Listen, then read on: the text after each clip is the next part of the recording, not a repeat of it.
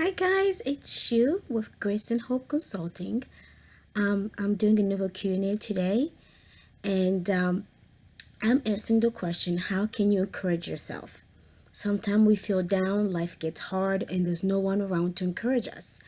And so the question came in: How do you encourage yourself when there's nobody around to help pick you up? So here are 3 tips. I'm going to share 3 tips to encourage yourself when no one's around to pick you up.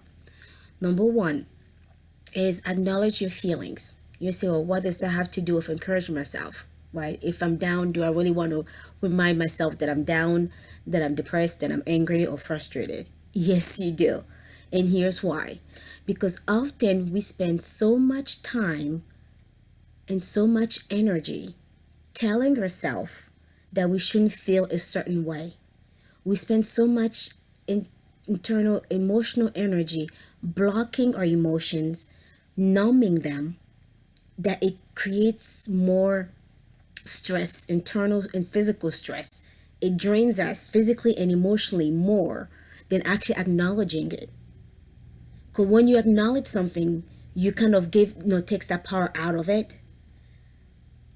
So knowing how you're feeling and identifying that not only takes the power out of gives it a name for one, but it also takes the power the way it's not just a feelings, like, because often what happens when we're done, I just feel like blah. Well, what's blah? Right? How can you take care of blah if it's not defined?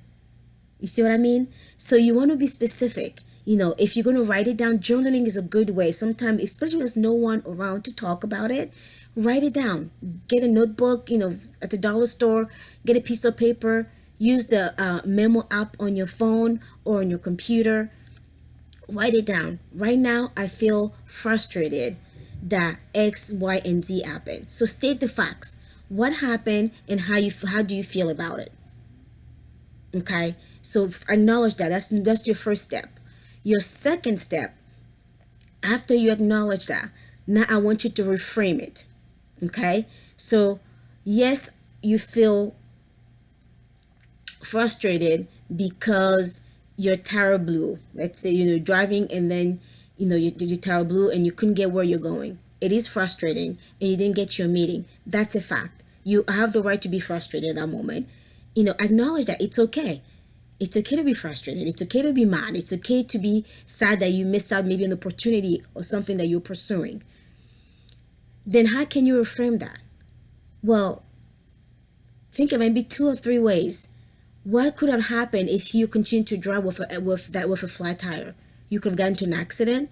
So by stopping and now forcing yourself to get where you needed to be, maybe you might have saved your life and kept yourself safe.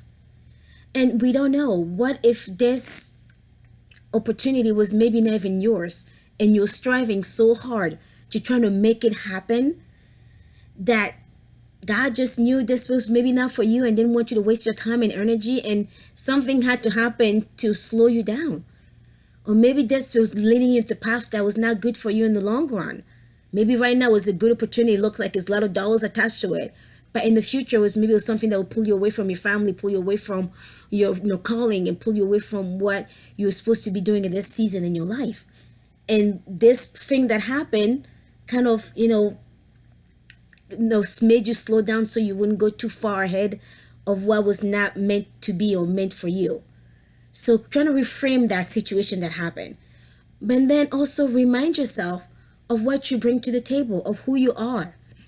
So if you were feeling down because something, you did show up for interview and the interview didn't work out, you didn't get the job, that doesn't mean that you're not a smart person. That does not mean that cannot get a job. So remind yourself, you are smart. How are you smart? Don't just say I am smart. Remind yourself of your past victories. Okay? So be specific. When is the time that maybe something was really hard, nobody could figure it out, and you figure it out? Or maybe it was just you. You're working on something so hard, you had a dilemma, and you couldn't find a way out. You brainstorm for 2 days, 3 days, maybe a week. I don't know. But at the end, you figure it out and you made it work. Remind yourself of that.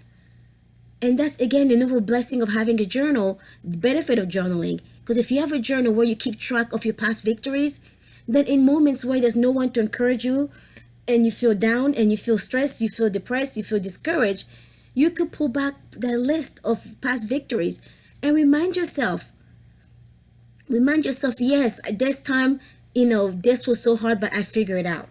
There was a time where I didn't know how I'm going to make it from A to B, and I made it. There's a time where I was so sick, I prayed, and God came through and healed my son. I don't know what it was for you, that past victory that you need to remind yourself today. But when you're depressed, when you're sad, when you're frustrated, when you feel rejected or abandoned, discouraged, it's so easy to forget that you are enough. It's so easy to forget that you matter. It's so easy to forget who you are. Because at that moment, the chemicals in your brain are so focused on what's not working. So you have to do the work. You have to be willing to do the work of remind yourself of your past victories. And again, that's why you write them down. That's why journaling is so important. Those days when you have a good day, when you really, something really turned out really well, write it, even just in a paragraph or a bullet. Put a date on there and say, today I achieved this. It's a way of counting your blessing and seeing how God's been working through, entire life. It's a way of seeing the strength that you pull through and during adversities. It's literally a resume of your life.